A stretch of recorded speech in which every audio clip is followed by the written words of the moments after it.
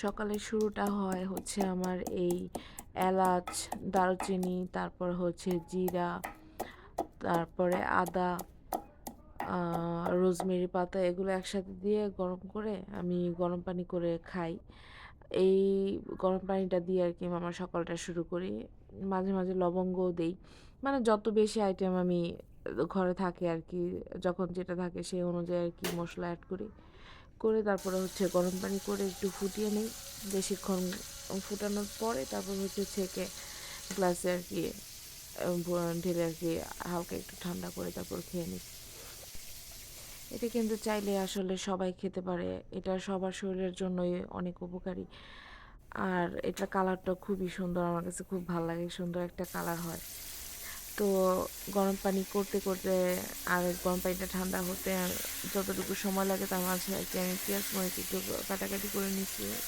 তো আজকে ভাবলাম যে একটু বুটের ডাল দিয়ে মাংস দিয়ে রান্না করি। অনেক বছর ধরে খাই না এই খাবারটা। শেষ হয়তো আমার বড় খালার হাতে খেয়েছিলাম।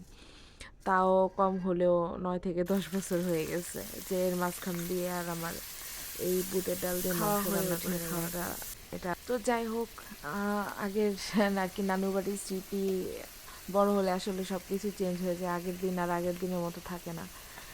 তো আমি এই তো আস্তে, আস্তে মসলা দিয়ে হলুদ, মরিচ পরিমাণ মতো, ধনিয়া এগুলো, তারপর গরম মসলা, একটু পানি দিয়ে একটু কষায় নিতেছি মশলাগুলা। আর একটা টমেটো দিয়ে দিলাম যাতে স্বাদটা একটু বাড়ে। আর মানে টমেটোর অন্যরকমই একটা ফ্লেভার আসে সবসময় দেখছি। আর এই রান্নাটা করলে আমার খালা সবসময় টমেটো দিত।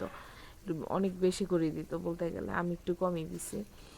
তো যাই হোক, কাঁচামরিচও দিয়ে দিছিলাম। তো এখন মশলাটা কষানো শেষ হওয়ার পর আমি মাংসটা দিয়ে আরকি ভাজা মাংসটা দিয়ে দিছি কষানোর জন্য। তারপরে মাঝখানে আরকি আবার বুটের ডালটাও দিয়ে দিছিলাম একসাথে কষানোর জন্য। তো পরে একটু খেয়ে আমি টেস্ট করে দেখি যে লবণ কম হইছে। পরে আমি আবার লবণ দিয়ে দিলাম একটু। তো এই তো মাংসটা কষানোর পরে তারপর আমি হচ্ছে আবার আ ঝোল দিয়ে দিছিলাম। তো ঝোলটা টানার পরে আমি রান্না শেষ করি।